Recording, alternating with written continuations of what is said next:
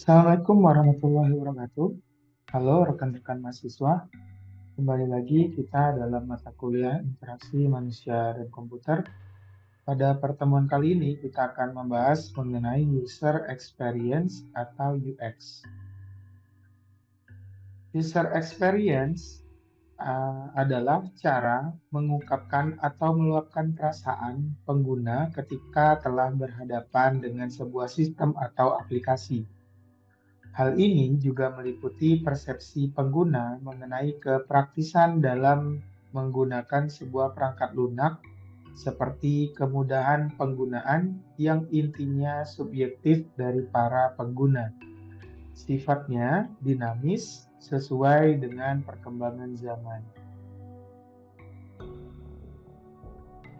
Hubungan UX dengan aspek-aspek pengguna. Contohnya seperti ini, apa yang pengguna lihat, apa yang pengguna rasakan, dan kegunaan yang dirasakan oleh pengguna atau user itu sendiri. Kemudian aspek-aspek user experience. User experience membutuhkan pengguna untuk menjawab beberapa pertanyaan. Yang pertama, apakah pengguna bisa menggunakannya? Yang kedua, apakah pengguna dapat melakukan pencarian? Yang ketiga, apakah sudah memenuhi ekspektasi dari pengguna? Yang keempat, apakah pengguna ingin untuk menggunakannya? Yang kelima, apakah sistem dibutuhkan oleh pengguna? Keenam, apakah bisa dipercaya aplikasi tersebut dan apakah bisa diakses atau tidak. Perbandingan user experience. Nah, di sini ada dua aplikasi ojek online. Yang satu ojek online A dengan user experience-nya yang bagus atau UX-nya yang bagus. Dan yang satu lagi aplikasi ojek online B dengan user experience yang jelek. Nah, untuk yang online A, ojek online A, dia ringan dan cepat untuk dibuka, kemudian menu navigasinya yang simple serta mudah dipahami. Yang ketiga, desain yang konsisten di setiap elemennya. Kemudian yang terakhir, di layar hanya berisi informasi yang penting saja. Sedangkan aplikasi ojek online yang B yang dengan user experience-nya jelek itu berat dan lambat untuk dibuka aplikasinya. Kemudian menu navigasi yang rumit dan tidak teratur. Kemudian ketiga, desain elemennya yang berubah-ubah. Dan yang terakhir, yang keempat, yaitu layar penuh dengan informasi dan gambar yang tidak perlu.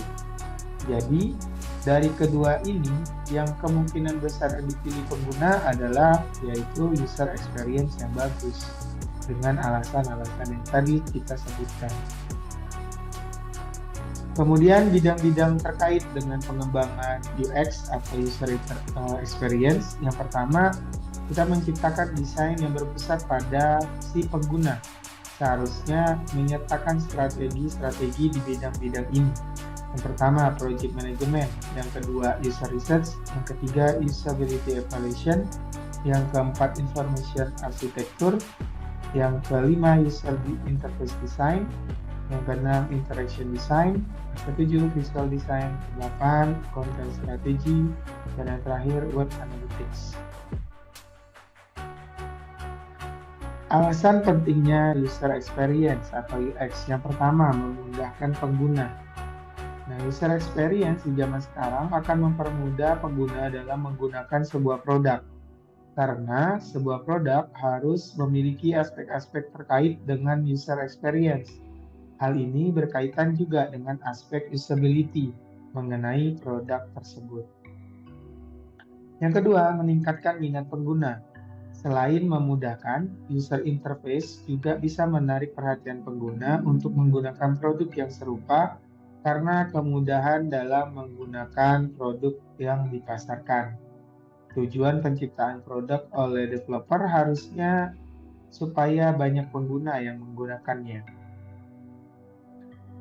Yang ketiga, menjadi faktor kesuksesan. Semakin banyak peminat dari suatu produk, pastinya juga meningkatkan permintaan terhadap sesuatu. Dalam hal ini, pengguna akan semakin banyak dan developer akan diminta untuk melakukan update produk tersebut. Hal inilah yang membuat suatu produk dikatakan sukses. Yang keempat, pasti memiliki user interface yang baik. Jika suatu produk memiliki user interface yang baik seperti tampilan yang sederhana akan tetapi menarik, hal ini disebabkan karena user experience dari pengguna juga lah baik, sehingga menghasilkan produk yang bagus seperti perangkat lunak yang ada di pasaran saat ini. Yang kelima, menjadi pesaing produk lain. WhatsApp, Facebook, Instagram, dan lainnya bisa memenangkan produk di pasaran dikarenakan hal apa? Karena pengembang sistemnya menggunakan user experience yang baik, meskipun hasil keluaran dari sistemnya sederhana dan memiliki fitur yang kurang lebih sama dengan pesaing lainnya. Hal itu dikarenakan dalam penggunaan user experience yang baik secara keseluruhan dari pengembang sehingga menghasilkan produk yang menarik serta user interface yang baik. Kemudian aspek-aspek pemahaman user experience atau UX. Yang pertama, berubah-ubah. Perlu dijelaskan kepada pengguna bahwa dalam pengembangan user experience itu selalu berubah-ubah dan tidak pasti. Google, WhatsApp, dan Twitter juga memiliki fitur yang berubah-ubah mengikuti perkembangan zaman dan permintaan dari penggunanya. Kedua, harus memperhatikan pengguna. Developer atau pengembang harus mendengar dan melihat permintaan dari user ataupun pengguna. Observasi terhadap pengguna akan menjadi penting karena akan menggambarkan apa yang diinginkan sehingga menghasilkan user experience yang baik. Tiga, tidak memiliki metodologi. User experience tidak memiliki langkah-langkah yang harus diikuti sesuai standar itu sendiri karena user experience lebih ke cara untuk pendekatan tertentu dan bukan dari tahapan standar. Keempat, bukan user interface. User experience itu penerapannya lebih daripada user interface. User experience digunakan sebagai landasan dari user interface dalam pembuatan sebuah produk. 5. Testing pada pengguna.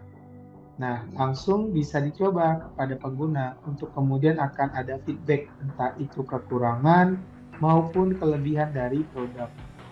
Dalam hal ini, biasanya produk akan bersifat beta dalam masa pengujian. Yang keenam, bukanlah usability.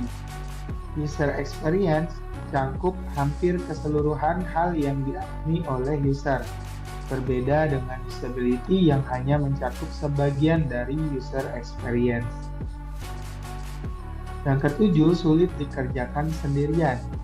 User experience dikerjakan dalam beberapa spesialisasi seperti bagian research, prototype, usability, testing, dan lain-lain.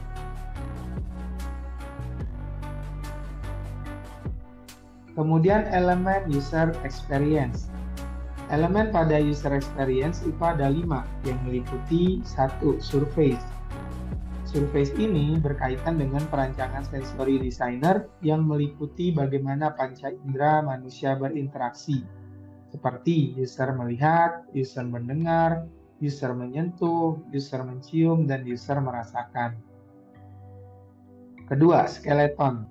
Skeleton ini berguna untuk memikirkan interface desain yang meliputi atribut-atribut produk. Yang ketiga, structure. Structure di sini bermakna memahami perilaku dan pemikiran user dengan tujuan dapat memahami dalam penentuan struktur produk agar sesuai dengan keinginan dari user. Yang keempat, scope. Scope ini berguna untuk memilah apa yang akan dibuat dan apa yang tidak akan dibuat. Dan produk dibagi menjadi 2 menurut sifatnya, yaitu produk sebagai fungsionalitas dan produk sebagai informasi. Dan yang terakhir, strategi.